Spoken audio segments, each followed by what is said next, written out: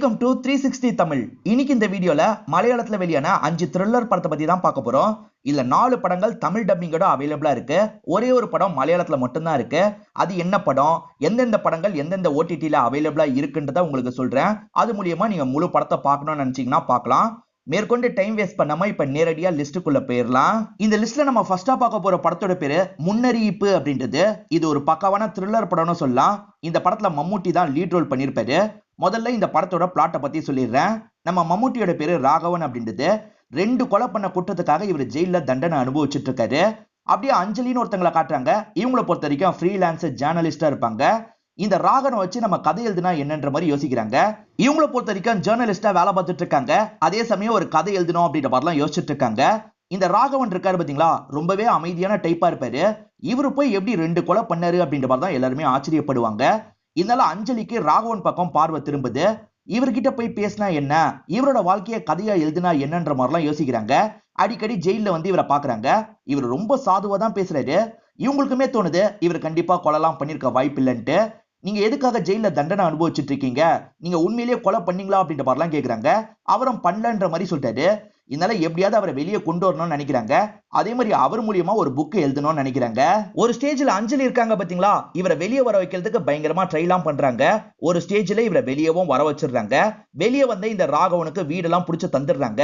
இவர் மூலியமா இவங்க கதை எழுதணும்னு ஆசைப்படுறாங்கல்ல, நீங்க தான் எனக்கு அந்த கதையை எழுதி தரணும், உங்க லைஃப்ல நடந்த விஷயத்தெல்லாம் எழுதித்தாங்க, அது மூலியமா நான் புக்கை ரிலீஸ் பண்ணிடுவேன் அப்படின்ற மாதிரி சொல்லிட்டாங்க. அடிக்கடி அவர் புக் எழுதிட்டாரான்னு பாக்குறதுக்காக வராங்க. ஆனா அவர் புக்கை எழுதவே மாட்டாரு.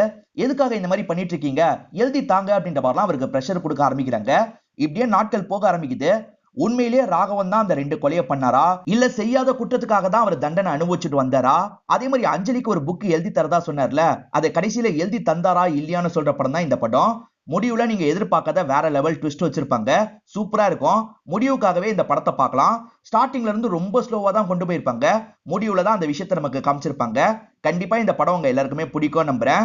இல்ல மம்முட்டியோட ஆக்டிங்கும் சூப்பரா இருக்கும். ஆக்டிங்காகவே பார்க்கலாம். இதுக்கு முன்னாடி இந்த படத்தை பார்க்கலனா கண்டிப்பா ஒரு வாட்டி ட்ரை பண்ணி பாருங்க. இந்த முன்னறிவிப்பு படத்தை பொறுத்த வரைக்கும் அமேசான் பிரைம்ல அவைலபிளா இருக்கு. இந்த படம் தமிழ்ல கிடையாது, மலையாளத்துல மட்டும்தான் இருக்கு. சோ பார்க்கணும்னு நினைக்கிறவங்க இங்கிலீஷ் சப்டைட்டிலை யூஸ் பண்ணி ஃபுல் படத்தை பாருங்க.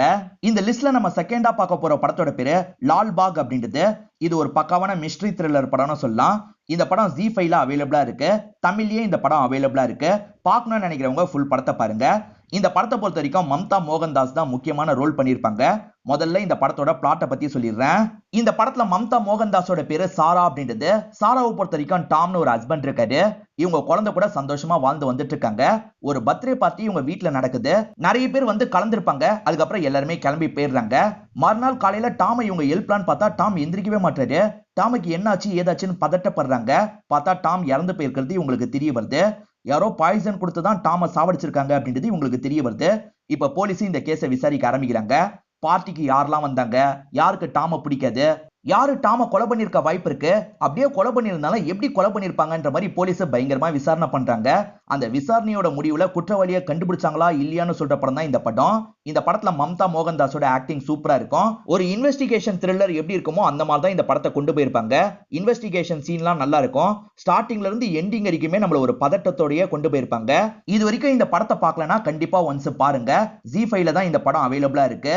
இந்த லிஸ்ட்ல நம்ம மூணாவதா பார்க்க போற படத்தோட பேரு பூத்த காலம் அப்படின்றது. இந்த படம் 2022ல தான் ரிலீஸ் ஆச்சு. சோனி லிவ்ல இந்த படம் தமிழ்லயே இருக்கு. பார்க்கணும்னு நினைக்கிறவங்க ஃபுல் படத்தை பாருங்க. இது ஒரு பக்காவான ஹாரர் த்ரில்லர் படம்னு சொல்லலாம். இந்த படத்தை பொறுத்த வரைக்கும் ஷேன் நிகாமும் ரேவதியும் இணைஞ்சு நடிச்சிருப்பாங்க. மேக்ஸிமம் இவங்க 2 பேர் தான் இந்த படத்துல நிறைய வர மாதிரி இருக்கும். இந்த படத்தோட பிளாட்டை பத்தி சொல்லிடுறேன். இந்த படத்துல ஹீரோவோட பேரு வினு அப்படின்றது. வினுவை பொறுத்த வரைக்கும் அம்மா கூடயும் பாட்டி கூடயும் சேர்ந்து ஒரு வீட்டுல இருந்துட்டு இருக்காரு. இவங்க வாழ்க்கையில ஏகப்பட்ட பிரச்சனை எல்லாம் போயிட்டு இருக்கு. அம்மாக்கு ஏகப்பட்ட ஹெல்த் இஷ்யூ இருக்கும். அதனால எல்லாருமே வீட்டுல ரொம்ப சோகமா தான் இருந்துட்டு இருக்காங்க. இதெல்லாம் போயிட்டு இருக்கும் போது வீட்டுல இருக்க பாட்டி இருக்காங்கல்ல, இறந்து போயிடுறாங்க. ரொம்ப வயசானனால தான் அவங்க இறந்து போயிருப்பாங்க. அப்படி பாட்டி இறந்து போனதுக்கு அப்புறம் தான் இவங்க வீட்டுல நிறைய விஷயங்கள் நடக்குது. அதாவது பேய் நடமாட்டத்தை அம்மா பையன் 2 பேருமே ஃபீல் பண்ண ஆரம்பிக்கிறாங்க. முதல்ல பையன் தான் இந்த விஷயத்த ஃபீல் பண்ணுவாரு. ஃபீல் பண்ற விஷயத்த மத்தவங்க கிட்ட சொன்னா யாருமே நம்ப மாட்டாங்க. அதெல்லாம் ஒண்ணும் கிடையாது, நீ தான் கற்பனை பண்ற அப்படின்ற மாதிரிலாம் சொல்லிட்டு இருப்பாங்க. போக போக பையன் மட்டும் ஃபீல் பண்ணாம அம்மாவும் சேர்ந்து ஃபீல் பண்றாங்க. உண்மையிலேயே இந்த வீட்டுக்குள்ள ஏதோ இருக்குன்ற மாதிரிலாம் யோசிக்கிறாங்க. உண்மையிலேயே இந்த வீட்டுல பேய் இருக்கா, இல்ல இவங்க 2 பேர் தான் கற்பனை பண்றாங்களா, அப்படி பேய் இருந்தா அந்த பேய் யாரு, ஒருவேளை இறந்து போன பாட்டி தான் பேயா தெரியுறாங்களா அப்படின்ற மாதிரி பல கேள்விகளுக்கு பதில் சொல்ற படம் தான் இந்த படம். இந்த படம் ரொம்ப சாதாரணமா இருக்கும். ஒரே வீட்டுக்குள்ள வச்சுதான் நிறைய சீனை எடுத்திருப்பாங்க. ஒரு பேய் படம்னா நிறைய இடத்துல பேயை காட்டி தானே நம்மள பயப்பட வைப்பாங்க. ஆனா இந்த படத்தை பொறுத்த வரைக்கும் அதிகம் பேயே காட்ட மாட்டாங்க. பேயை பெருசா காட்டுறதே 2-3 சீன்ல மட்டும்தான் இருக்கும். இருந்தாலுமே நம்மள ரொம்ப பயம்புத்துற மாதிரி கொண்டு போயிருப்பாங்க. சோ ஸ்டார்டிங்ல இருந்து எண்டிங் வரைக்கும் சூப்பரா கொண்டு போயிருப்பாங்க. அதே மாதிரி இந்த படத்துல ரேவதியோட ஆக்டிங் சூப்பரா இருக்கும். சோனி லீவ்ல இந்த படம் தமிழ்லயே இருக்கு. இது வரைக்கும் பார்க்கலனா கண்டிப்பா ஒரு வாட்டி ட்ரை பண்ணி பாருங்க. நிச்சயமா உங்களுக்கு பிடிக்கும். இந்த லிஸ்ட்ல நம்ம நாலாவதா பார்க்க போற படத்தோட பேரு பிரதர்ஸ் டே அப்படின்றது. இந்த படம் 2019ல தான் ரிலீஸ் ஆச்சு. இது ஒரு பக்காவான கிரைம் த்ரில்லர் படம்னு சொல்லலாம். இந்த படத்தை பொறுத்த வரைக்கும் பிருத்திவிராஜ், பிரசன்னா, ஐஸ்வர்யா லட்சுமி, மடோனா செபஸ்டியன் நிறைய பேர் இணைஞ்சு நடிச்சிருப்பாங்க. இந்த படத்தை பொறுத்த வரைக்கும் அமேசான் பிரைம்ல இருக்கு. தமிழ்லயுமே இந்த படம் இருக்கு. பார்க்கணும்னு நினைக்கிறவங்க ஃபுல் படத்தை பாருங்க. இந்த படத்தோட பிளாட்டை பத்தி சொல்றேன். ஸ்டார்டிங்கே ஒரு பிளாஷ்பேக் தான் நமக்கு காட்டுறாங்க. ஒரு குடிகார அப்பாவா காட்டுறாங்க. அவருக்கு ஒரு பையன், ஒரு பொண்ணு. அந்த பொண்ணு அவரோட ஃப்ரெண்டு கிட்ட விக்கிலான்லாம் ட்ரை பண்றாரு. இத பாக்குற அண்ணனுக்கு கோவம் வந்துருது. ரொம்ப நாளாவே அப்பாவை பொறுத்து தான் அண்ணன் போயிருப்பாரு. இப்ப அண்ணன் என்ன பண்றாருன்னா அப்பாவோட கதையை முடிச்சிடுறாரு. தங்கச்சியை காப்பாத்தணும் அப்படின்ற மாதிரி கூப்பிட்டு ஓடுறாரு. அப்படி கூப்பிட்டு போகும்போது தெரியாதனமா தங்கச்சி கையை விட்டுறாரு. இந்த அண்ணன் ஊர்க்காரங்க கிட்ட மாட்டிக்கிறாரு. தங்கச்சி வேற பக்கம் கிளம்பி போயிடுறாங்க. சின்ன வயசுலயே இவங்க 2 பேர் பிரிஞ்சுட்டாங்க அப்படின்ற மாதிரி நமக்கு காட்டுறாங்க. இப்ப பிரசன்ட்ல நமக்கு பிருத்திவிராஜ காட்டுறாங்க. பிருத்திவிராஜ் இருக்காரு பாத்தீங்களா, கேட்டரிங் சர்வீஸ் எல்லாம் பண்ணிட்டு இருக்காரு. அப்படி பண்ணிட்டு இருக்கும் போதுதான் மடோனா செபஸ்டியன் கூட இவருக்கு பழக்கம் ஏற்படுது. 2 பேருமே லவ் பண்ண ஆரம்பிச்சிடுறாங்க. நமக்கு பிளாஷ்பேக்ல ஒரு தங்கச்சியை காமிச்சாங்கல்ல, அந்த தங்கச்சி தான் பிரசன்ட்ல ஐஸ்வர்யா லட்சுமியா இருப்பாங்க. அதுக்கப்புறம் ஒரு ஃபேமிலி தத்தெடுத்து ஐஸ்வர்யா லட்சுமியை வளர்த்திருக்காங்க போல. ஆனா இப்போ ஒரு கேள்வி இருக்குல்ல, அந்த அண்ணன் யாருன்ற மாதிரி ஒரு கேள்வி இருக்கு. நான் தான் உன்னோட அண்ணன் அப்படின்ற மாதிரி பிரசன்னா வராது. பிரசன்னா ரொம்ப மோசமானவரா இருக்காருன்ற மாதிரிலாம் நமக்கு சில சீன்ஸை காமிச்சிட்டு இருக்காங்க. ஐஸ்வர்யா லட்சுமி இந்த பிரசன்னாவை பார்த்து ரொம்ப பயப்படுறாங்க. ஹீரோ கிட்ட ஹெல்ப் கேக்குறாங்க. ஹீரோ பிருத்திவிராஜ் எப்படி இவங்களுக்கு நடுவுல வந்தாரு, இவங்களை காப்பாத்துறதுக்கு என்ன மாதிரியான விஷயத்தெல்லாம் பண்ணாருன்னு சொல்ற படம் தான் இந்த படம். முடிவுல நீங்க எதிர்பார்க்காத ஒரு ட்விஸ்டும் வச்சு முடிச்சிருப்பாங்க. கண்டிப்பா இந்த படம் உங்க எல்லாருக்குமே பிடிக்கும் நம்புறேன். ஸ்டார்டிங்ல ஜாலியா தான் கொண்டு போயிருப்பாங்க. செகண்ட் ஹாஃபுக்கு மேலதான் ஒரு த்ரில்லர் படமா இதை மாத்துவாங்க. கண்டிப்பா இது பிடிக்கும். தமிழ்ல இருக்கு. பார்க்கணும்னு நினைக்கிறவங்க ஃபுல் படத்தை பாருங்க. இந்த லிஸ்ட்ல நம்ம அஞ்சாவதா பார்க்க போற படத்தோட பேரு ஆர்ஜே மடோனா அப்படின்றது. இது ஒரு பக்காவான த்ரில்லர் படம்னு சொல்லலாம். எல்லாருமே நியூ ஃபேஸஸா தான் இருப்பாங்க. இந்த படம் யூடியூப்லயே தமிழ்ல அவைலபிளா இருக்கு. பார்க்கணும்னு நினைக்கிறவங்க ஃபுல் படத்தை பாருங்க. முதல்ல இந்த படத்தோட பிளாட்டை பத்தி சொல்லிடுறேன்.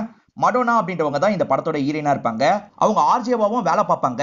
அவங்க பாய் ஃப்ரெண்டு கூட சந்தோஷமா டைமை ஸ்பெண்ட் பண்ணலாம்னு நினைக்கிறாங்க. பாய் ஃப்ரெண்ட் இருக்காரு பாத்தீங்களா, ஒரு வீட்டுக்கு இவங்களை கூட்டு வராரு. இவங்க 2 பேருமே ரொமான்ஸ் எல்லாம் பண்ணிட்டு இருக்காங்க. அப்பதான் திடீர்னு வேற ஒரு நபர் அந்த இடத்துக்கு வந்துடுறாரு. அவர் என்ன பண்றாருன்னா பாய் ஃப்ரெண்டை லாக் பண்ணி வச்சிடுறாரு. அதே மாதிரி இவங்களையும் லாக் பண்ணி வச்சிடுறாரு. இவங்க கிட்ட வியர்டா நிறைய விஷயங்களை பேசிட்டு இருக்காரு. இவங்களுக்கு ஒண்ணுமே புரிய மாட்டேங்குது.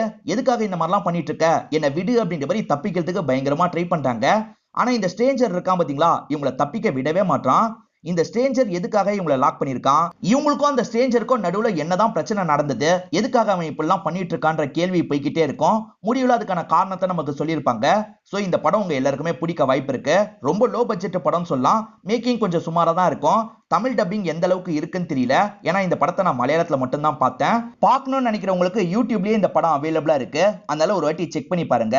இந்த லிஸ்ட்ல நான் சொன்ன 5 படங்களும் சூப்பரா இருக்கும். இது வரைக்கும் எந்தெந்த படங்களை நீங்க பார்த்திருக்கீங்க, அதுல எதெல்லாம் உங்களுக்கு பிடிச்சது, எதெல்லாம் உங்களுக்கு பிடிக்கல அப்படின்றத சொல்லுங்க. இந்த வீடியோவை பார்க்குற மற்றவங்களுக்கு அது யூஸ்ஃபுல்லா இருக்க வாய்ப்பு இருக்கு. வேற எந்த மாதிரியான லிஸ்ட் எல்லாம் போடலாம்னு சொல்லுங்க. அதுக்கேற்ற மாதிரி லிஸ்ட்டை நான் போடுறதுக்கு ட்ரை பண்றேன்.